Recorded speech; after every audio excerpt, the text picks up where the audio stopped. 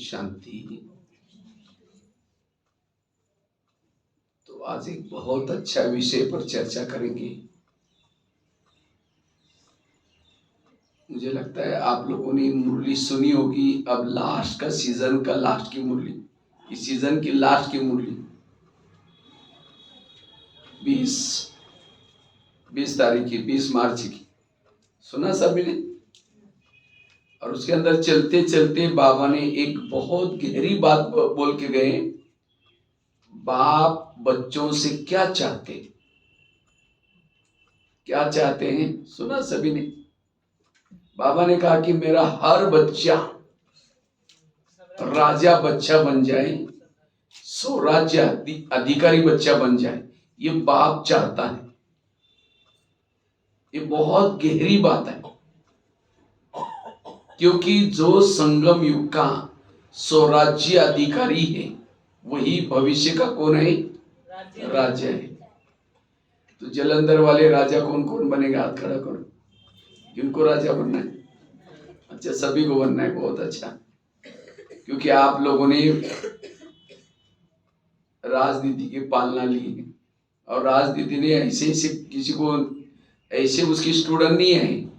आज भी पूरा ये भारत में तो क्या विदेश में सभी को चलाने वाले स्टूडेंट बने हैं और आप भी वही के हैं। इसलिए ऐसे वैसे स्टूडेंट नहीं बनना, लेकिन कैसे राजा बच्चे बनना है। तो राजा किसको कहेंगे? क्योंकि हमारा पढ़ाई का मूल सार क्या है? क्या सार है? राजा बनना, भविष्य में ऊंच पद प्राप्त करना। क्योंकि ये कॉलेज कौन सा है? प्रिंसेस का कॉलेज है। लेकिन राजा बनने का आधार क्या है? क्या आधार है? स्वराज्य अधिकारी स्थिति। तो क्या है? आपका सभी का अपने इंद्रियों पर शासन है शासन सबका। मन को कहा है मन तुम परम धाम में जाना, लेकिन मन कहीं मार्केट में चला गया तो राजा कैसे बनेंगे? इसलिए हमारा हर इंद्रियों पर शासन चाहिए। वर्तमान समय का यह है पुरुषार्थ। आज हर ब्राह्मण चाहता है कि मुझे परिवर्तन करना है, मुझे अपने संस्कारों को परिवर्तन करना है, मुझे अपने व्यवहारों को परिवर्तन करना है। हर एक चाहता है, लेकिन परिवर्तन क्यों नहीं हो रहा है? क्यों नहीं हो रहा है? क्योंकि हम अपने इंद्रियों पर शासन नहीं कर रहे। हम दूसरों को देखते हैं, वो क्या कर रहा है, वो क्या करती है। अब दूसरों को देखने का समय नहीं है। अब समय कौन सा चल रहा है? अपने आप को, खुद को देखो और खुद का परिवर्तन करो। जिसको ही बाबा के शब्द में बाबा कहते हैं, बच्चे चैरिटी बिगिंस एट होम। आप अपने घर को सुधारो। घर मतलब लौकिक नहीं। कौन सा घर? ये शरीर आत्मा का पहला घर है। तो क्या आपके शरीर पे घर में सब ज्ञान में चलते ज्ञान में? कान ज्ञान में चलता है, आंखें ज्ञान में चलती है, मुंह ज्ञान में चलता है। अगर ये ज्ञान में नहीं चलते तब तो आपके भूले होंगे आपसे। इसलिए इसको पहले सुधारो। कहते हैं स्वयं को बदलो तो दुनिया क्या हो जाएगी? बदल जाएगी। तो स्वयं को बदलना मतलब क्या करना? बैच पहन लिया, सफेद ड्रेस पहन लिया, हो गया बदलाव? स्वयं को बदलना अर्थात हर इंद्रियों को श्रीमत के आधार से चलाना, इसको कहते स्वयं को बदलना। तो क्या हमारी आंखें ज्ञान में चलती हैं? अगर आंखें ज्ञान में चलती, किसी के दोष क्यों देखती? अगर आंखें ज्ञान में चलती, योग में बैठते बंद हो जाती है। और कोई मोबाइल में कई गलत चीजें देखते तो बंद नहीं होती, वो टक टक करके देखती रहती। अगर कान ज्ञान में चलता तो कोई किसी का परचिंतन सुनाता है तो और क्या हुआ, वो उठ के भी जा रहे कहेंगे और क्या हुआ, बैठो ना चाय पानी पी के जाओ, बताओ ना क्या हुआ। इसलिए हर इंद्रियों के अंदर विकारों के लिए नफरत आनी चाहिए। हर इंद्रियों के अंदर विकारों के लिए वैराग चाहिए और तब परिवर्तन होगा। यह है सो परिवर्तन का आधार। इसलिए बाबा कहते बच्चे पहले स्वराज्य, स्वयं के ऊपर राज्य करो, और जो स्वयं के ऊपर राज्य करता है वही दूसरों पर राज्य कर सकता है, वही विश्व पर राज्य कर सकता है। इस पुरुषार्थ की वर्तमान समय आवश्यकता है। आजकल के मम्मी पापा इतने अपने आप को बिजी है, बच्चा कहाँ जाता है, किसके संग में जाता है, क्या देखता है, उसको देखने का पूछने का टाइम ही नहीं है। और जब बच्चा गलत काम करता है उनकी आंखें खुल जाती है, बच्चे ने ऐसा गलत काम क्यों किया। इसी तरह आज हमें हमारी आंखें क्या देख रही, कान क्या सुन रहे, मुंह क्या बोलता है, हमें देखने का पूछने का टाइम ही नहीं है। और जब हमारे से कुछ गलतियां होती हैं तब हमारी आंखें खुलती है, ये विकार मेरे अंदर कैसा आ गया, ये संस्कार कहां से आया। संस्कार कहीं बाहर से नहीं आते, संस्कार हमारे कर्मेंद्रियों के द्वारा ही आते। ब्रह्मा बाबा ने रोज क्या किया, अपने इंद्रियों पर शासन किया। ब्रह्मा बाबा की एक डायरी मिली थी और उस डायरी के अंदर बाबा रोज लिखते थे, एक एक इंद्रियों का दरबार लगाते थे। तो क्या आज हमारा इसके ऊपर ध्यान है? नहीं तो कहते ना, अंधेरी नगरी चौपट राजा, टकेसर भाजी टकेसर खाजा। इस नगरी का राजा स्वयं और जो चाहे हो रहे।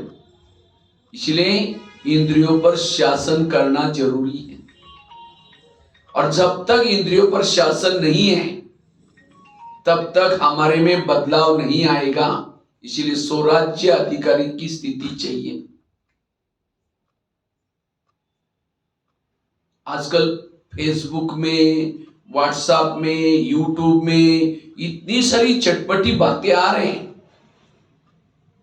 हम उसमें मस्त हो जाते हैं। हमें कोई नया पुरुषार्थ नहीं करना है।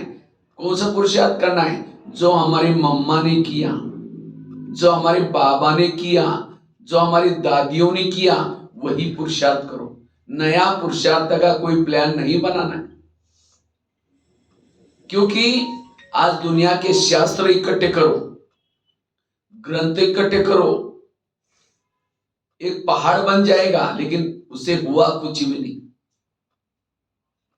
इसलिए बदलाव का आधार है इंद्रियों पर शासन।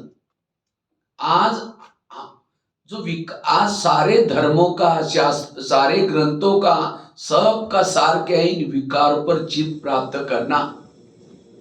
लेकिन आज धर्म कितने हो गए, लेकिन किसी ने भी विकारों पर जीत प्राप्त नहीं किया। और इसीलिए शिव बाबा आकर के हमें सहज विधि सुनाई। क्या? अगर विकारों पर जीत प्राप्त करना है, इन इंद्रियों पर शासन करो, बस। लेकिन आज हमारा इसके तरफ ध्यान नहीं है, हमारा इंद्रियों पर ध्यान नहीं है। आज गीता का सार भी क्या है? हे अर्जुन, तुम अपने घोड़े के लगाम अपने हाथ में रखो। लेकिन आज घोड़े हमको चला रहे हैं। आंखें जो देखते हैं वो शरीर वहां चला जाता है, मुख को जहां बोलना है वो रथ चला जाता है, मन जहां लेके जाता है। और इसलिए आज हमारे जीवन में अशांति है। आज कई भाई बहन कहते हैं मेरा योग ही नहीं लगता, मुझे सहन ही नहीं होता। कई कहते हैं मेरे संस्कार ही नहीं बदलते। उन सब का कारण है इंद्रियों की अधीनता। जो सारा दिन इंद्रियों से कुछ भी बोलता है, कुछ भी देखता है, कुछ भी सुनता है, शाम को योग में बैठेगा, उसका योग नहीं लगेगा। इसलिए अगर योग की अनुभूति करनी है, इंद्रियों पर शासन चाहिए। सहन नहीं होता, क्यों? इंद्रियों के अधीन है, उसको सहन नहीं होगा।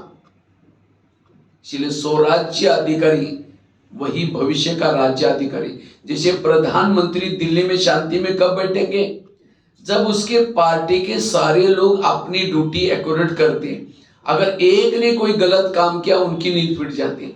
इसी तरह आत्मा को भी शांति में तब भ्रुकुटी में आत्मा बैठते हैं जब उसके हर इंद्रिय अपनी ड्यूटी एक्यूरेट करता है। कान अपनी ड्यूटी ठीक करेगा, आंखें अपनी ड्यूटी ठीक करेगी, तो आत्मा को शांति होगी।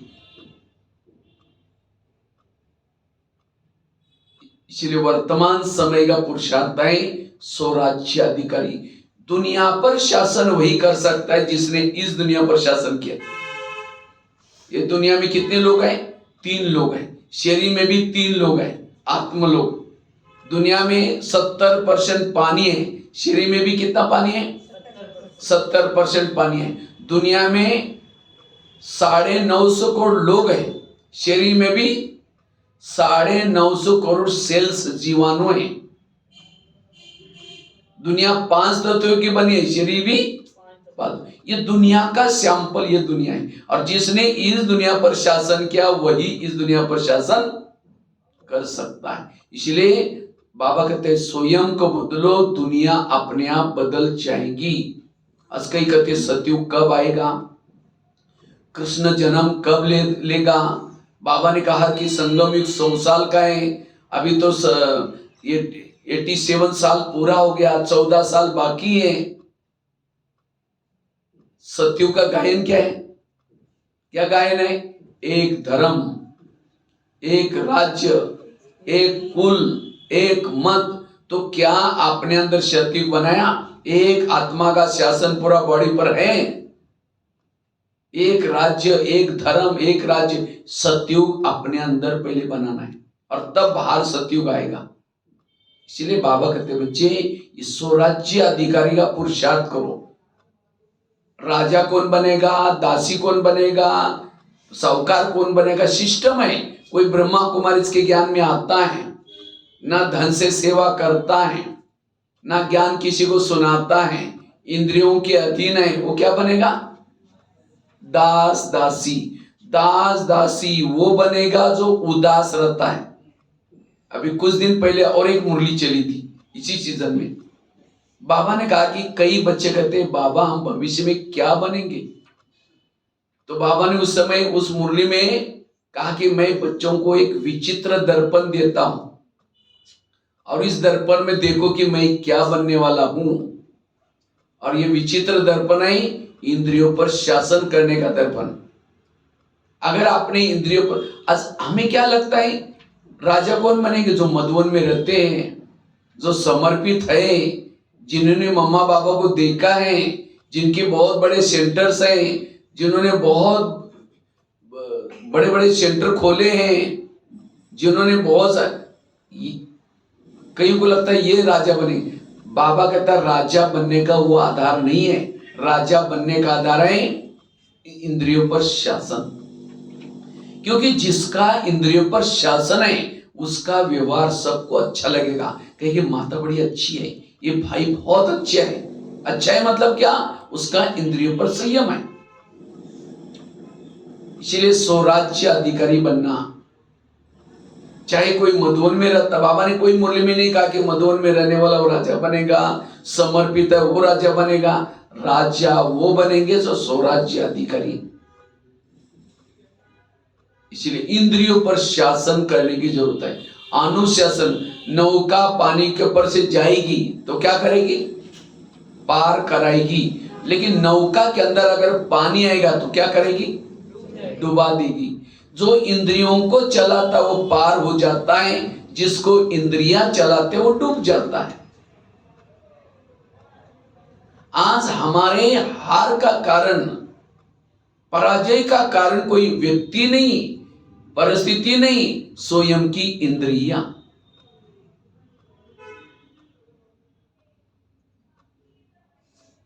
इसलिए इंद्रियों पर शासन करने की जरूरत है। इस युद्ध के मैदान में अकेले ज्ञान में नहीं चलो, इंद्रियों का भी सहयोग चाहिए। जब कृष्ण रथ में बैठता है पहले क्या करता है? घोड़ों को प्यार करता है, थपथपाता है। क्यों? अगर घोड़े जाकर के दुर्योधन के सामने गिर जाएंगे तो क्या हो जाएगा? पराजय हो जाएगा। कर्ण बहुत होशियार था महाभारत का, लेकिन कर्ण असफल हुआ, पराजय हुआ। क्यों? उसके रथ ने उसको धोखा दे दिया। उसके रथ के पहिए क्या हो गया? फंस गए। इसी तरह ज्ञान योग में बड़े होशियार हैं, लेकिन अगर इंद्रियां हमें धोखा देते हैं हमारी पराजय होगी। इसीलिए स्वराज्य अधिकारी बनने की जरूरत है। तो हमारे घोड़े कौन से? एक कर्म इंद्रियां। जब अमृत वाला करके जब शरीर में आते हैं, अपने घोड़ों से प्यार करो। जब नहाते धोते हैं, कान से प्यार करो। हे मेरे कान, तुम कोई ऐसी बातें आज ना सुनना जो मेरी पराजय हो जाए। ये आंखें, तुम कोई ऐसी चीजें ना सुनना जो मेरी पराजय हो जाए। ये मुख, तुमको ऐसी बातें ना बोलना जो मेरी पराजय हो जाए। यह है पुरुषार्थ। आज लंदन में बात कर रहे, अमेरिका में बात कर रहे, लेकिन पड़ोसी को नहीं, यही पता नहीं आज कई लोगों को। इसी तरह आज हम परम धाम में जा रहे, कहां कहां जा रहे, लेकिन हमारी इंद्रियों से कभी हम प्यार। लॉकडाउन में क्या बोला था? परिवार में रहो, घर में रहो, लेकिन तब सेफ रहेंगे। इसी तरह संगम युग में हमें इस शरीर रूपी घर में रह करके क्या करना है? इन इंद्रियों को अपने वश में करो। ये शरीर हमारा एक किला है। क्या है? किला। पहले जमाने में राजे किस में रहते थे? किले में। और किले के कई दरवाजे रहते थे। कोई भी आता था उसकी पूछताछ होती थी, कहां जा रहे, क्यों जा रहे। इसी तरह हमारा शरीर किला है और उसके कई दरवाजे, कान, मुंह, आंखें, लेकिन इस दरवाजे में रोकने टोकने वाला कोई नहीं है। इसलिए कोई भी बातें आ रहे हैं और आत्मा को परेशान कर रहे हैं। योग्य नहीं वो ना देखना, योग्य नहीं वो ना सुनना। यह है पुरुषार्थ। इसलिए स्वयं के ऊपर शासन, और जिसका इंद्रियों पर शासन है उसके इर्द गिर्द में गुण और शक्ति है। और जो इंद्रियों के अधीन है उसके इर्द गिर्द में आसुरी अवगुण और आसुरी शक्ति है। इसलिए स्वराज्य अधिकारी सो भविष्य राज्य अधिकारी बनता है। और इसलिए ब्रह्मा बाबा ने नारायण बनने के लिए कोई और पुरुषार्थ नहीं किया। क्या किया? रोज अपनी इंद्रियों का दरबार लगाया और उसी के आधार से बाबा क्या बने? नारायण बने। परिवर्तन का ही आधार है। हमने सेवाई तो बहुत की, लेकिन इंद्रियों के अधीन हो गए, पराजय हो गई। भारत में अंग्रेज घुसे थे। कैसे घुसे थे? जैसे मैं आपको बता रहा था, विचित्र दर्पण। ज्ञान में चलता है, धन से सेवा नहीं करता, ज्ञान दूसरों को नहीं सुनाता, इंद्रियों के अधीन है, वो क्या बनता है? दास दासी। दास दासी वो बनते जो उदास रहते हैं। कोई ज्ञान में चलते हैं, धन सेवा में लगाता है, ज्ञान दूसरों को सुनाता है, लेकिन इंद्रियों के अधीन है, वो क्या बनता है? वो क्या बनेगा? साहूकार बनता है, राजा नहीं बनता। क्योंकि धन से सेवा की, ज्ञान दूसरों को सुनाया, लेकिन इंद्रियों के अधीन है, वो क्या बना? साहूकार। कोई ज्ञान में चलता है, धन से सेवा नहीं करता, ज्ञान दूसरों को नहीं सुनाता, लेकिन इतना गुप्त पुरुषार्थ कर रहे हैं जो इंद्रियों पर विजय प्राप्त किया, वो क्या बनेगा? क्या बनेगा? राजा तो बनेगा, लेकिन कंगाल राजा बनेगा। क्यों कंगाल बना? क्योंकि धन से सेवा नहीं की, ज्ञान भी दूसरों को नहीं सुनाया। और कोई ज्ञान में चलता है, धन से सेवा कर रहे हैं, ज्ञान दूसरों को सुना रहे हैं, इंद्रियों पर भी शासन है, वो क्या है? संपन्न राजा। तो चेक करो आपकी खुद की गाड़ी कौन से ट्रैक में। इसी के आधार से अपने आप को देखो कि अब मेरा शरीर छूटेगा तो मैं क्या बनने वाला हूं। और आगे कितने दिन, कई कहते कोशिश कर रहे हैं। अब कोशिश करेंगे तो हो जाएगा एक दो जन्म राजा, लेकिन बहुत समय का राजा तो नहीं बनेगा। संगम युग में जिन्होंने बहुत समय से इंद्रियों पर शासन किया, वही भविष्य में भी बहुत जन्मों का राजा बन सकता है। समझो, संगम युग में किसी को 20 साल ज्ञान में चलने को मिला, लेकिन 10 साल उसने ढीला डाला पुरुषार्थ किया, और 10 साल ढीला डाला पुरुषार्थ किया, लेकिन 10 साल के बाद कोई ऐसी मुरली सुनी, जागृति आई, इंद्रियों पर शासन किया, तो सतयुग त्रेता में वो दास दासी बनता है, द्वापर कलयुग का राजा बनता है, क्योंकि आधा समय उसने बर्बाद किया था। इतना एक एक दिन का महत्व है। इसलिए राजा बनने के लिए स्वराज्य अधिकारी बनना। तो चेक करो मैं कहां हूं। मैं दासी बनने वाला हूं, राजा बनने वाला हूं, साहूकार बनने वाला हूं, क्या बनने वाला हूं? अभी भी आप अपने ट्रैक को बदल सकते हैं। जैसे विघन 4 प्रकार के होते हैं। एक विघन है स्वयं की कर्मेंद्रियों के द्वारा। पहला विघन है जिन लोगों के बीच में रहते हैं उन लोगों के तरफ से आने वाला विघन। वो आपको तंग करेंगे, परेशान करेंगे, जिसे आपको संकल्प विकल्प चलेंगे, योग नहीं लगेगा। दूसरा विघन है स्वयं के संस्कार के द्वारा आने वाला विघन। कभी कभी हमारे खुद के संस्कार जागृत हो जाएंगे, योग नहीं लगेगा, प्रॉब्लम्स आएंगे। और तीसरा विघन है प्रकृति की तरफ से भी आने वाले विघन। जैसे आज सवेरे अचानक बरसात आई, क्लास करना मिस हो गया, कईयों का तो अमृत वाला भी मिस हो गया, रात को ठंडी लगी, ये भी एक विघन है, प्रकृति का विघन। और चौथा विघन है कर्मेंद्रियों का द्वारा आने वाला विघन। इन चारों विघन में से सबसे खतरनाक विघन है कर्मेंद्रिय वाला विघन। अगर आप कर्मेंद्रिय पर जीत प्राप्त है, लोग आपको कुछ भी करेंगे, तंग करेंगे, उसका कोई असर आपके ऊपर नहीं पड़ेगा, आप परेशान नहीं होंगे। अगर आपका कर्मेंद्रिय पर जीत है तो संस्कार नहीं आ सकेंगे। संस्कार तब आते हैं जब कर्मेंद्रिय सहयोग करती है। अगर आपके कर्मेंद्रिय पर जीत है, सर्दी गर्मी इसका भी कोई आपके ऊपर असर नहीं पड़ेगा। लेकिन सबसे खतरनाक विघन है इंद्रियों के द्वारा आने वाले विघन। अगर घर का ही कोई भेदी बना है, घर की क्या हालत हो सकती है? बॉर्डर पर रहने वाला है, कोई दुश्मन से मिला हुआ है, देश की हालत क्या होगी? समझो पाकिस्तान के बॉर्डर पर कोई सैनिक रहता है और कोई दुश्मन आया है और कहता मैं 1000 की 500 की एक नोटों का थैला देता हूं, लेकिन मुझे अंदर छोड़ दो। अब उसको लगेगा अरे इतना थैला तो मुझे कभी जिंदगी में सर्विस करेंगे तो भी नहीं मिलेगा। अगर वो थैला लेकर के उसको छोड़ेगा, कितने लोगों को मारेगा वो? इसलिए वो सैनिक को नोट प्रेमी नहीं, क्या बनने की जरूरत है? देश प्रेमी बनने की जरूरत है। इसी तरह आज हमारी आत्मा की रक्षा करने वाले कौन है? कान, मुख, आंखें, ये आत्मा की रक्षा करने वाले हैं, लेकिन ये रक्षक ही भक्षक बने। इसीलिए आज हमारे जीवन में जो विघ्न आते हैं, विघ्नों का कारण कोई और नहीं, ये हमारी खुद की कर्मेंद्रिय विघ्नों का कारण है। इसीलिए बाबा कहते बच्चे स्वराज्य अधिकारी बनो, हर इंद्रियों पर आप क्या करो? शासन करो। और जो कर्मेंद्रिय जीत है वही विजय है। जैसे भारत में अंग्रेज घुसे थे, कहां से घुसे थे? कहानी पता है ना?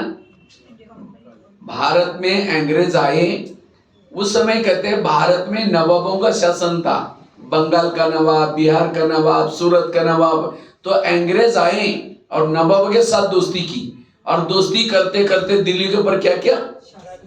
अटैक किया, और इसलिए भारत क्या हो गया? गुलाम हो गया। इसी तरह इस शरीर में हमारा एक देश है, इंडिया है, और इस इंडिया की राजधानी कहाँ है? यहाँ आत्मा राजा रहता है। लेकिन इस शरीर रूपी देश में कई नवाब है। कौन से? कान, मुख, आंखें, ये नवाब है, अपना अपना शासन है, वो किसी का भी नहीं मानते। और ऐसे समय पर ये माया रूपी अंग्रेज काम, क्रोध, लोभ, मोह आते हैं और आकर के नवाबों के साथ दोस्ती करते हैं। कान के साथ दोस्ती की, मुख के साथ दोस्ती की, आंखों के साथ दोस्ती की, और फिर आत्मा के ऊपर अटैक किया। और इसीलिए आज हमारा शरीर रूपी देश क्या है? गुलाम है। और जिन्होंने इस शरीर रूपी देश को इस माया रूपी अंग्रेजों के गुलामी से स्वतंत्र नहीं किया, संगम युग में वो कोई भी जन्म में राजा नहीं बन सकता, अधीन वाला कभी अधिकारी नहीं बन सकता। इसीलिए हमारा पुरुषार्थ और कुछ नहीं, इस शरीर रूपी देश में जो विकार रूपी अंग्रेज घुसे उनको भगाना, ये हमारा पुरुषार्थ। इसलिए बाबा कहते बच्चे स्वराज्य अधिकारी बनो, इंद्रियों पर जीत प्राप्त करने का पुरुषार्थ करो, और यही हमारे परिवर्तन का आधार है। और इसलिए बाबा कहते मेरा हर बच्चा राजा बच्चा बन जाए, हर बच्चा स्वराज्य अधिकारी बन जाए, ये है परिवर्तन का आधार। इससे हमारे अंदर के काम, क्रोध, लोभ, मोह, ये क्या हो जाएंगे? परिवर्तन हो जाएंगे। इसलिए स्वराज्य अधिकारी बनो। इसलिए हमें हर इंद्रियों से क्या करना है, बातें करनी है। हर इंद्रियों को अपने सहयोगी बनाना है। आज कई माता पिता कहते मेरे बच्चे मानते ही नहीं है, कई टीचर कहते मेरे स्टूडेंट मानते ही नहीं है। जिसकी इंद्रियां कहना नहीं मानती उसका कहना कोई नहीं मानेगा। इसलिए अगर आपकी इंद्रियां आपके ऑर्डर मानते हैं तो सब बच्चे भी मानेंगे, सब मानेंगे। इसलिए स्वराज्य अधिकारी बनना। तो भारत में अंग्रेज घुसे थे, उनको भगाया कैसे? कैसे भगाया? वही नीति हमें भी अपनाने। उन्होंने क्या क्या जगह जगह पर सभा लगाई। मैं अभी कुछ दिन पहले आया था यहाँ, तो हमने जालियनवाला बाग देख के आया। मैंने कभी देखा नहीं था पहले, तो मैंने देखा यहाँ वहां एक ही दरवाजा अंदर घुसने के लिए था और बीच में कुआं था, और वहां कुछ सभा के लिए बैठे थे, अंग्रेजों के प्रति कुछ प्लानिंग बना रहे थे। लेकिन किसी को पता चला, आया और उन्होंने गोलियां झाड़ना शुरू किया। अब भड़दड़ मच गई। एक ही रास्ता था, कई तो कुएं में गिर गए, कईयों को गोलियां, काफी सारा। और ये सारी बातें लोगों को पता चली, तब पता चला अंग्रेज हमारी उन्नति के लिए नहीं आए, हमें क्या करने के लिए, लूटने के लिए आए। लोगों के अंदर जागृति हो गई। फिर उस समय क्या किया, अखबार निकाले। पहले अखबार भारत में नहीं चलते थे, और लेकिन अखबार के द्वारा किस जगह पर क्या हो रहा है ये लोगों को, जनता को जागृत किया। उसके बाद नारे बनाए, वंदे मातरम। कहते वंदे मातरम अंग्रेज लोग बोलने नहीं देते थे, क्योंकि उनको हिंदी नहीं आती थी।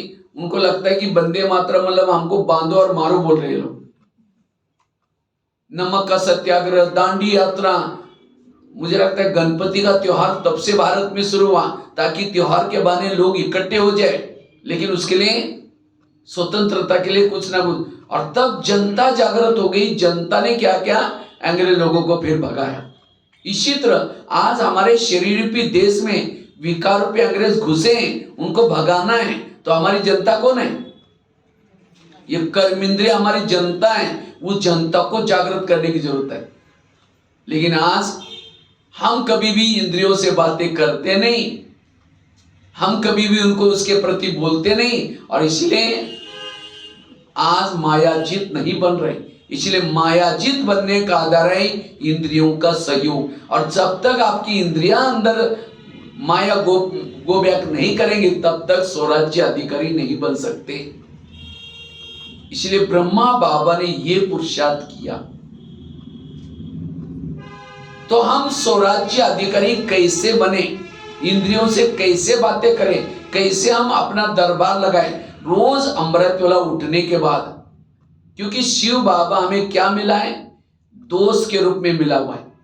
शिव बाबा क्या मिला है, दोस्त में मिला हुआ है। वो देखता है कि मेरा दोस्त इतना अच्छा था, राजा था, लेकिन ये क्या हो गया उसके साथ। और इसीलिए वो क्या करता है, वो कहता है मैं तुमको सहयोग दूंगा, तुम मेरे पास अमृत वेला आओ, अमृत वेला आओ, मैं तुमको शक्ति दूंगा, ट्रेनिंग दूंगा। तो इसलिए अमृत वेला हमें क्या करना है, रोज बाबा के पास जाना है, और बाबा के पास जाकर के बाबा से शक्तियां लेनी है। और जब अमृत वेला करके जब शरीर में आओ, तो सभी शरीर की इंद्रियों को गुड मॉर्निंग बोलो, और एक एक इंद्रियों से बातें करो। कैसे बातें करनी है, अमृत वेला करने के बाद जब 5 मिनट के लिए इंद्रियों से बातें करो। सबसे पहले बात करो कान से। हे मेरे कान, तुम मेरे इस राज्य के शान हो। अगर तुम ना होते मैं ईश्वरी महावाक्य कैसे सुनता। इसीलिए हे कान, तुम्हारा बहुत बहुत धन्यवाद, और मेरा तुम्हारे पर विश्वास है, इसलिए मैंने तुमको कहाँ रखा है, बॉर्डर पर। कान कहाँ है, बॉर्डर पर है। लेकिन मैंने तो तुमको विश्वास के साथ बॉर्डर पर रखा है, लेकिन आजकल तुम मुझे धोखा दे रहे। मुझे तो पता नहीं था। आज सवेरे अमृत वेला मैं अपने परम हितैषी शिव बाबा के पास गया था, तो शिव बाबा ने तुम्हारे लिए कुछ इशारे दिए हैं। हे कान, तुम मेरे राज्य में रहते हो, तुम मेरा खाते हो, मुझे धोखा देते हो। आज कान किसका खा रहे हैं, आत्मा ने कमाया हुआ खून सप्लाई होता है। अगर कान थोड़ा यहां डिस्टेंस में होता तो कान जिंदा रहता। कान खाता है आत्मा का, और धोखा दे रहे किसको, आत्मा को देखा दे रहे। इसलिए हे कान, आज तक जो हुआ कोई बात नहीं, लेकिन आज से तुम्हें कोई भी प्रकार की गलत बातें नहीं सुननी। अगर व्यर्थ बातें सुनेगा मैं तुमको सजा दूंगा। ये कब बोल रहे हैं? अमृत वेला करके उसके बाद एक 5 मिनट में अपने इंद्रियों पर क्या करो, इंद्रियों से बातें करो, वार्तालाप करो। और ये नहीं समझना कि कान को कहो मुझे कुछ पता ही नहीं चलता, क्योंकि आजकल ही शरीर रूपी किले के चारों तरफ से मैंने शीशी कैमरे का प्रबंध किया।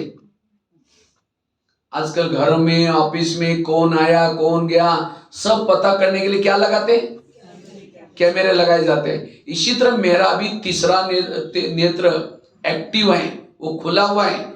आज तुमने क्या क्या किया सारा मुझे पता चलता है। अगर तुमने कुछ गलत सुनेगा मैं तुमको सोने से पहले फिर रात को दरबार लगाने वाला हूं 10 बजे, उसके अंदर तुमको सजा दूंगा। आगे चलो मुख के पास। हे मुख, तुम भी मेरे इस राज्य के शान हो। अगर तुम ना होते मैं ईश्वरीय महावाक्य दूसरों को कैसे सुनाता।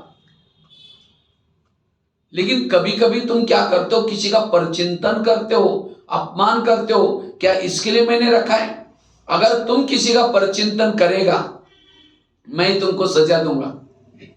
आगे चलो आंखों के पास। हे आंखें, मुझे 84 जन्म में बहुत सारे आंखें मिली, लेकिन तुम्हारे जैसे भाग्यशाली आंखें कोई नहीं मिली, क्योंकि तुम्हारे द्वारा मैंने सत्यम शिवम सुंदरम को देखा है। तो क्या प्रभु को देखने बाद तुम्हारा पेट नहीं भरा? तुम इस संसार की व्यर्थ बातें क्यों देखते हो? अगर देखेगा मैं तुमको सजा दूंगा। आगे चलो पांव के पास। हे पांव, तुम भी मेरे इस राज्य की शान हो। अगर तुम ना होते मैं सेवा करने के लिए कैसे जाता? क्योंकि सेवा की मुख ने भाषण किया, आधे पुण्य किसको मिला? पांव को। सेवा की हाथ ने आधा पुण्य किसको मिला? पांव को। क्यों? पांव क्या करता है, घुटने के ऊपर पूरा शरीर को उठा के लेके आता है। इसलिए कोई भी व्यक्ति जब घर में आता है क्या करते हैं, उसके चरण छूते हैं। क्यों? हे चरण, तुम्हारा धन्यवाद इस व्यक्ति को घर में लेके आया। लेकिन कभी कभी चरण क्या करता है, परचिंतन करने के लिए लेके जाता है। परचिंतन किया मुख ने, आधा पाप किसके ऊपर चढ़ा? पांव के ऊपर। अगर पांव कहता नहीं नहीं मैं राजा का खाता हूं, राजा को धोखा नहीं दे सकता हूं, हे मुख तुमको परचिंतन करना है, तुम जाओ, मैं नहीं जाऊंगा। अगर पांव नहीं जाता मुख जाता वहां। आज हर इंद्रिया क्या मिली है? हर इंद्रिया माया से मिली है। इसलिए बाबा कहते बच्चे, इस इंद्रियों को अंदर जागृत करना बड़ा जरूरी है। और जब तक इंद्रियों के अंदर जागृति नहीं है, आप 1 साल तो क्या ऐसे 10 संगम युग भी बीतेंगे, आपको कोई भी परिवर्तन। इसलिए इस इंद्रियों का सहयोग बड़ा जरूरी है। कई बार पाँवों के बिना ही दिमाग कहीं पे चला जाता है। हाँ, कई बार पाँवों के बिना ही कहीं कहीं चला जाता है दिमाग। नहीं, कान की बात है, मुख की बात है। मुख कैसा जाएगा अकेला? मुख की बात बता। मुख बिना अगर पाँव का जाएंगे नहीं, पाँव तो लेके जाएगा ना उसको, मुख को, कान को। समझो फिल्म देखी आंखों ने, आधा पाप किसके ऊपर चढ़ा? पाँव। अगर पाँव कहता नहीं, मुझे समझो प्रधानमंत्री को किसी ने गाली देने वाला पत्र लिखा, वो पत्र कहां जाता है? पहले कहां जाएगा? उसके पीए के पास जाएगा, पीए पढ़ेगा, क्या फालतू आदमी इतना अच्छा काम करता है तो भी लिखता, वो फाड़ के फेंक देगा। मना उसका पीए उसका हितैषी है। तो हमें कोई गाली देता है, हमारा आत्मा का पीए कौन है? कौन पीए? कान। कान फटाफट आत्मा तक पहुंचाते, देखो हमको गाली दी, गाली दी, गाली दी। और सारी इंद्रियां डिस्टर्ब, मुख डिस्टर्ब, मन डिस्टर्ब, बुद्धि डिस्टर्ब, सब डिस्टर्ब।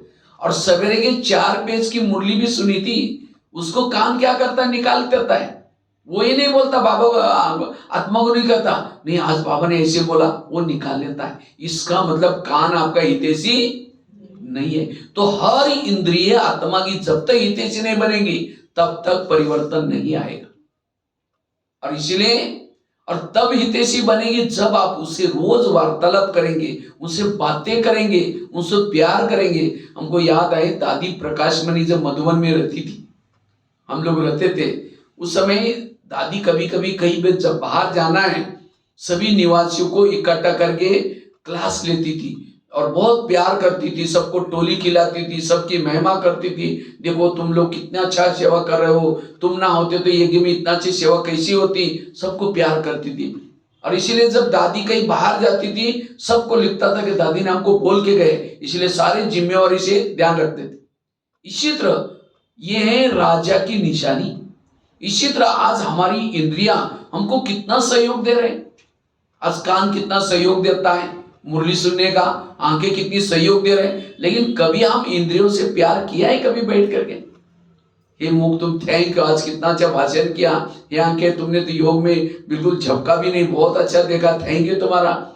और इसीलिए इंद्रिया कहते हैं हम इतना सारा बिजी रहते हैं तो भी ये आत्मा राजा कभी हमको प्यार ही नहीं करता, इसलिए माया से मिले। इसलिए इंद्रियों से कभी सूक्ष्म में बातें करना, स्वयं, इसको बाबा कहते हैं स्वयं से बातें करो। और जब स्वयं की बात इंद्रियों से बातें करेंगे, हर इंद्रियां जब सहयोगी बनेगी तब ये किला मजबूत हो जाएगा। इसलिए स्वराज्य अधिकारी बनना जरूरी है। आगे चलो मन के साथ। हे मन, तुम ही मेरे इस राज्य की शान हो, अगर तुम ना होते मैं ईश्वरीय ज्ञान का चिंतन मंथन कैसे करता। लेकिन कभी कभी तुम व्यर्थों का भी चिंतन करते हो, अगर करेगा मैं तुमको सजा दूंगा। आगे चलो बुद्धि के पास। हे बुद्धि, मैंने सभी इंद्रियों में से चुन करके तुमको मंत्री बनाया। बुद्धि कौन है और कौन सा मंत्री? केंद्रीय मंत्री, गृह मंत्री है। पूरा घर का जो शासन है बॉडी का किसके पास है? बुद्धि के पास। तो बुद्धि से कभी एकांत में बातें करो। हे बुद्धि, मैंने सभी इंद्रियों में से चुन करके तुमको मंत्री बनाया। मुझे लगा कि तुम मेरा शासन बहुत अच्छा करेगा, लेकिन तुमने कोई ऐसी गलत निर्णय लिया, क्योंकि समझो कहीं बाहर जाना है, जब समझो आंखों को मन में विचार आए कि मुझे फिल्म देखने के लिए जाना है, तो मन की फाइल कहां जाते हैं? बुद्धि के पास जाते हैं। फिर बुद्धि क्या करते हैं, मन क्या करता है, समझो बुद्धि निर्णय लेते हैं, हाँ ठीक है जाओ। अब जाओ बोलते ही क्या हो गया? बुद्धि चली गई। जब बुद्धि ने निर्णय लिया तो आंखें भी चली गई, पांव भी चले गए, सारे फॉलो किया। किसको फॉलो किया? बुद्धि को फॉलो किया। तो इसलिए बुद्धि से कभी एकांत बातें करो। हे बुद्धि, मैंने सभी इंद्रियों में से चुन करके तुमको क्या बनाया? मंत्री बनाया। और तुमने मंत्री बनकर के यही मेरा फायदा ले लिया। इसलिए हे बुद्धि, आज से तुम्हें जो भी निर्णय लेना है श्रीमत के आधार से लेना है। अगर तुम कोई गलत निर्णय लेगा मैं तुमको सजा दूंगा। ये है राज्य। तो हाथ खड़ा किया था कि हम राजा बनने वाले हैं, तो इतना शासन है। मन को खाए, मन तुम परमदा में जाना, मन कहीं मार्केट में लेके गए तो कैसे राजा बनेंगे? इसलिए बाबा परिवर्तन का आधार ये चाहता है। नहीं तो आज चलते ज्ञान में जब कोई माता जी यहां से घर में जाते हैं, घर वाले क्या बोलते हैं? मुसीबत आ गई, क्योंकि उसका इंद्रियों पर शासन नहीं, वही संस्कार, वही बातें। क्यों नहीं? क्योंकि इंद्रियों पर शासन नहीं है। इसलिए स्वयं के बदलाव का आधार है स्वराज्य अधिकारी स्थिति। अनुशासन वही कर सकता है जिस आत्मा ने पूरी बॉडी पर शासन किया है।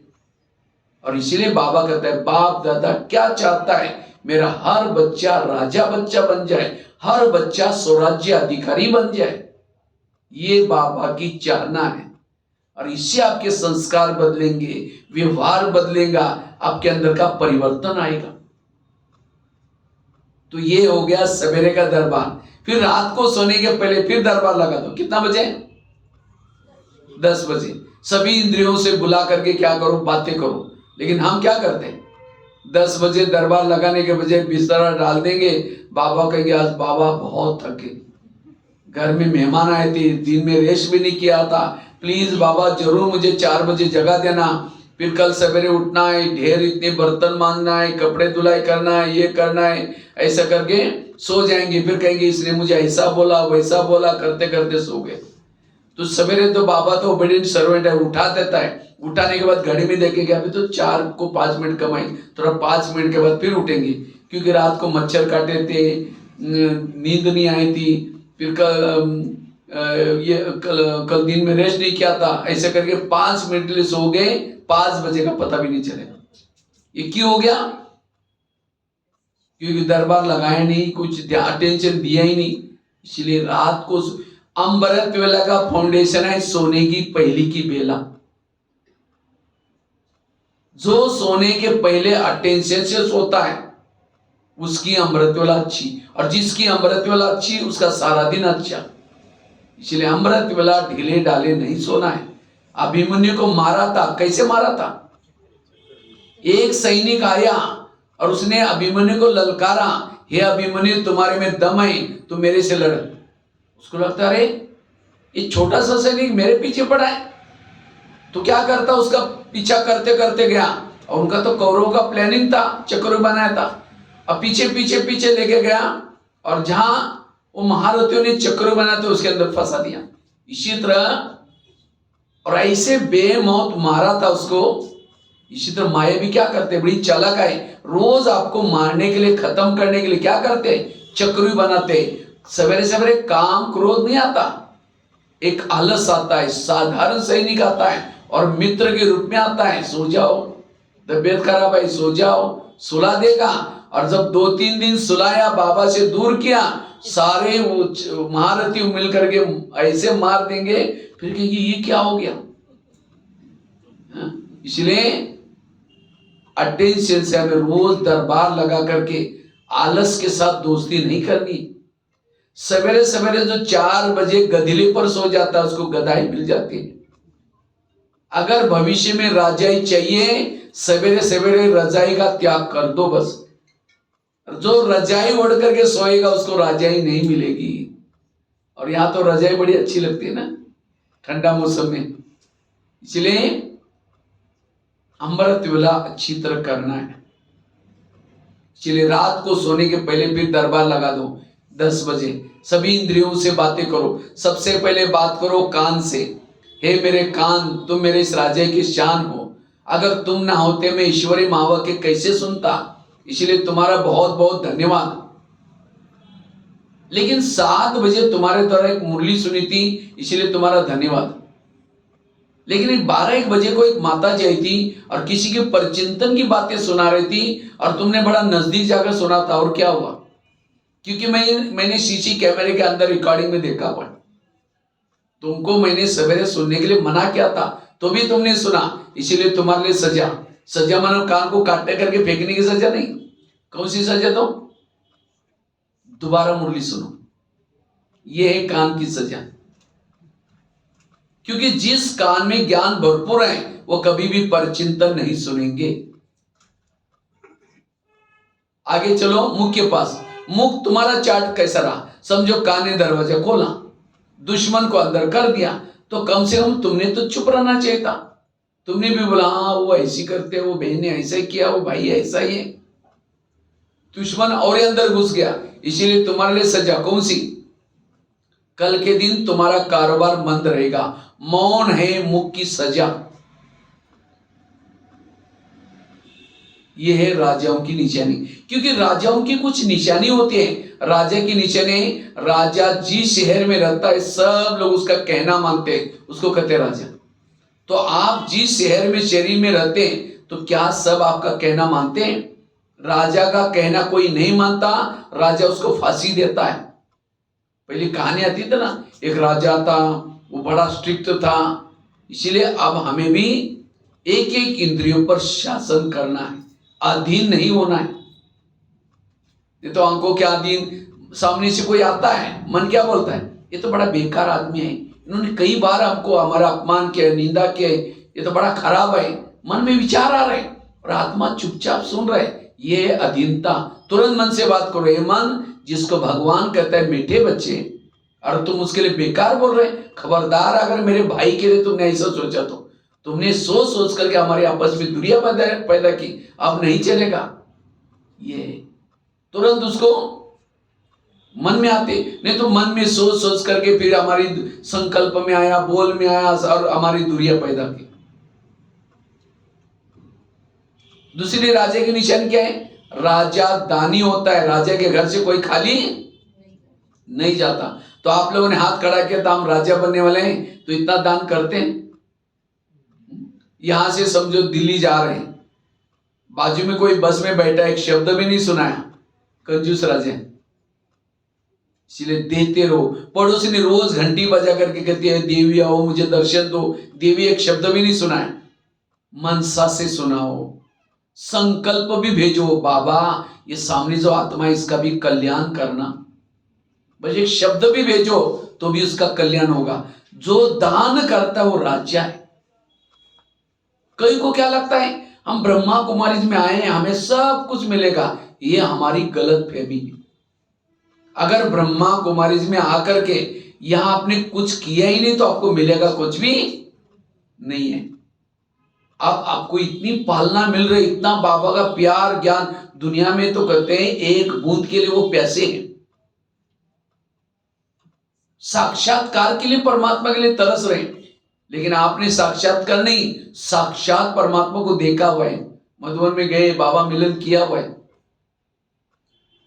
एक बहू थी, वो शादी से पहले बहुत दान पुण्य करती, लेकिन जब उसकी शादी हुई दान पुण्य नहीं करती, क्योंकि उसकी शादी एक सेठ जी के घर में हुई थी। वो थे सेठ जी लेकिन थे कंजूस, कभी भी दान पुण्य नहीं करते। तो एक बार उनके महल के, वो महल था बहुत बड़ा, उनका महल था रहने का। महल के पास बाहर बैठे थे, ससुर बैठे थे, सास बैठी थी, सारी फैमिली बैठी थी। इतने में एक सन्यासी आया और सन्यासी ने भिक्षा मांगी, मुझे भिक्षा चाहिए।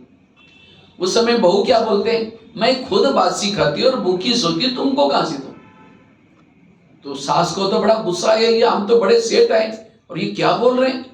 दोबारा उस सन्यासी कहता मुझे थोड़ी भिक्षा चाहिए। कहते सुना नहीं तुमने, मैं खुद बासी खाती और भूखी सोती, तुमको कहां से दूं? सन्यासी चला गया। सास उठी, बहू को 2 थप्पड़ लगा दी। कहते तुमने मेरा नाम बदनाम किया, हम सेठ जी लोग हैं, इतने बड़े घर में रहते हैं और बासी कब खिलाया? वो दोबारा कहते मैं रोज बासी खाती हूँ। आज मेरी शादी सेठ जी के घर में हुई है, ये मेरे पिछले जन्म के पुण्य कर्मों का फल है, तो पिछले जन्मों का खा रहे। और भूखी कब सोती हूँ? कहते अगले जन्म के लिए आप मुझे कुछ करने ही नहीं दे रहे हैं, इसलिए मैंने कहा भूखी सोती हूँ। तो कहते ठीक है, तो घोड़े के जो चने पीछे उसको दिया करो। उसको लगता है अक्ल तो आ गई, लेकिन एक दिन उसको मन में आता है अगर मैं चने का दान करूंगी अगले जन्म में मुझे क्या मिलेगा? बोरी की बोरी चने मिलेंगे। फिर कहते अच्छा जो चाहिए दे दो। इसी तरह कहीं हम बासी खा करके भूखा तो नहीं सो रहे। आज इतना हमारी पालना मिल रही, बाबा का प्यार मिल रहा है, इतना ज्ञान खजाना मिल रहे हैं, कौन सी जन्मों का फल है? 63 जन्मों में जो दर दर में भटके थे, व्रत किया था, उपवास किया था, उसका फल मिल रहे। तो कौन सा खा रहे हैं? बासी खा रहे। और भूखा सोना अर्थात अगर भविष्य के लिए हमने कुछ दान पुण्य नहीं किया तो भविष्य के लिए कैसे सो रहे हैं? भूखा सो रहे हैं। और आप लोगों को तो बड़ा चांस है, देखो इतना बड़ा भवन बन रहा है। वैसे तो सब कर रहे हैं, तब तो इतना बना हुआ है, लेकिन हर एक को करना है। इस साल का विशेष बाबा का सफल करो तो क्या मिलेंगे? सफलता मूर्त बनेंगे। इसलिए हमें सेवा करनी है।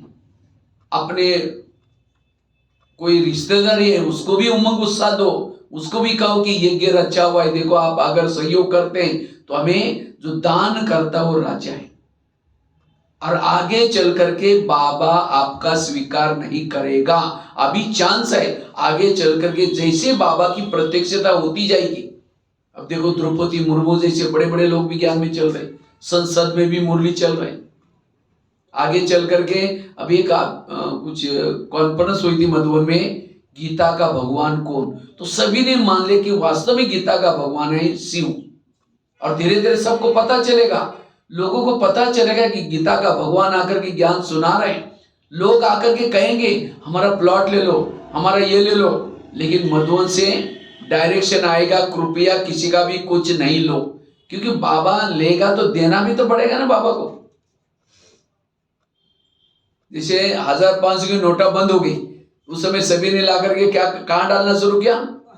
भंडारी में डालना शुरू किया। ले सकते थे, क्योंकि 2-3 महीना तक ले करके बैंकों से चेंज करने के लिए वायदा किया था उन्होंने, चलेगा करके। लेकिन तो भी मधुबन से डायरेक्शन आया था, कृपया कोई भी 1000 और 500 की नोटा भंडारी में ना डाले करके लिखत लिखी थी।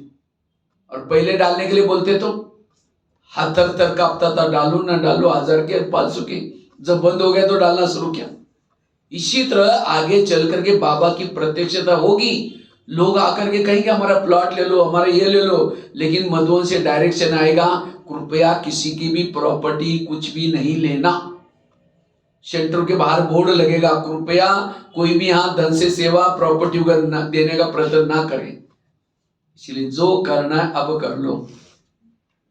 इसलिए बाबा जो दान करता है वो राज्य है। तीसरी राजा की निशानी क्या है? राजा शिकार करता है। राजा शिकार किसकी करता है? किसकी करता है? शेर को मार करके आता है और पूरा गांव में क्या लगा, ढोल बजा करके दिखाता है मैंने शेर मार के आया। सारे लोग उठ करके देखते हैं कि राजा ने शेर की शिकार। ऐसा नहीं कि कोई चूहा मार करके डंडे को बांध करके घुमा लेता है। लोग तो हंसेंगे, अरे राजा है और उन्होंने मारा क्या? चूहा मारा। इसी तरह आप लोगों ने हाथ खड़ा किया था कि हम राजा बनने वाले हैं, तो आप लोगों ने कितने शेर को मारा बताओ? माता है मारा है कोई शेर को? शेर मतलब अज्ञानी आत्मा को ज्ञानी बनाना। और वो भी ऐसे नहीं कि 2-4 दिन के बाद मरने वाले बुढ़िया को ज्ञान सुना क्या है, वो तो चूहा बिल्ली हो गया। चूहा बिल्ली की शिकार नहीं करो, किसकी शिकार करो? शेर की शिकार। तो किसने किसने आज तक 2 को 5 को 10 को मारा हुआ है? ज्ञान में पक्के चलते हैं ऐसे कौन कौन है? हाथ खड़ा करो। कोई नहीं। जिन्होंने पक्का बीके बनाए हैं, सबूत भी हैं, ऐसे है कोई? कोई नहीं है। देख के चले गए। शेर को मारा नहीं, बस शेर को देख के आए बस। नहीं साथ चले, साथ देख के चले, साथ वाले परिवार वाले चले मतलब लगातार चले। हाँ तो और ये कि अगर प्रजा बन जाए, राजा बड़ा है लेकिन प्रजा उसकी एक ही है, ये क्यों पर राज्य करें? तो प्रजा कितनी चाहिए तब कहेंगे राजा बड़ा राजा है। क्योंकि इसीलिए राजा की हर महीने में एक को बीके जरूर बनाओ। इसीलिए बाबा ने ऊपर हॉल बना कर रखा है, रेगुलर का क्लास। आप शेर 15 महीने में एक को स्वीकार करेंगे तो महीने की कितना हो जाए, साल की कितना हो गए? 12। तो इसलिए बड़े ऊपर क्लास चलेगी फिर आपकी। इसलिए भविष्य में शिकार करने के लिए बाबा ने हॉल बना कर रखा है। तो हर एक को ये उमंग उत्साह चाहिए। देखो हमको तो इतना उमंग होता है, जब जब बीच में टाइम मिलता है तो मैं क्या करता रहता हूँ, शिकार करने के लिए निकलता हूँ। और एक टूर में 10-12 तो शेर मर ही जाते। ये उमंग चाहिए, उत्साह चाहिए। क्योंकि जितना आप शेयर होल्डर बनाएंगे उतना आपको मेहनत करनी नहीं पड़ेगी। इसलिए शिकार करने का संस्कार जरूर चाहिए। कई कहते हैं भाई जी सुनते ही नहीं है, कई ये भी कहते हैं। इसका मतलब अगर नहीं सुनता, आपके पास जो तीर है उसके अंदर धार नहीं है, योग की पावर नहीं है, इसलिए नहीं सुन रहे। तो योग की पावर से सुनाओ, सुनेंगे अपने आप। अच्छा नहीं सुनता तो कम से कम उसको जाली में तो फंसाओ। ये सेंटर क्या है? शेरों को मारने के लिए जाली बना कर रखी है। तो कम से कम उसको मीठा मीठा बोल करके लेके आओ, बाकी मारने का काम बहने कर ही देगी। लेकिन जिसने यहां तक लाया आधी दुआ किसको मिलेगी? उसको मिलेगी। इसलिए हमें रोज किसी ने किसी को जाली में फंसाने का काम करना है, लेके आना है। लेकिन याद रखना, शेर की शिकार बड़ा सावधानी से की जाती है। नहीं तो कई बार अखबार में क्या आता है, कोई शिकार करने के लिए गया था और शेर ने उसको फाड़ कर रख दिया। गया था शेर को मारने के लिए, लेकिन शेर ने उसके ऊपर अटैक किया, उसको ही मार दिया। तो कई भाई बहने, बीके भाई बहने कभी किसी को ज्ञान सुनाने के लिए जाते हैं। आजकल हम ब्रह्मा कुमारी में जाते हैं, अब भी चलो ना, बड़ा अच्छा ज्ञान है, भगवान इस धरती पर आया है, सत्ययुग आने वाला है। कहते अच्छा अभी ब्रह्मा कुमारी में फंस गए, वहां बाहर का भोजन खाते नहीं, फैशन करते नहीं, ब्रह्मचर्य का पालन करते हैं, विनाश विनाश बोलते हैं। अरे ये तो युगों युगों से चलता आ रहा है, किसने देखा? खाओ पियो मौज करो, इसलिए दुनिया में आए। बस ओम शांति खुद ही आना बंद कर दी। गया था शिकार करने के लिए, शेर ने उसको इसीलिए शिकार करते समय क्या करते हैं, ढाल लेके जाते हैं, तलवार लेके जाते हैं, हथियार लेके जाते हैं, ताकि कहीं वो जानवर अटैक ना करे।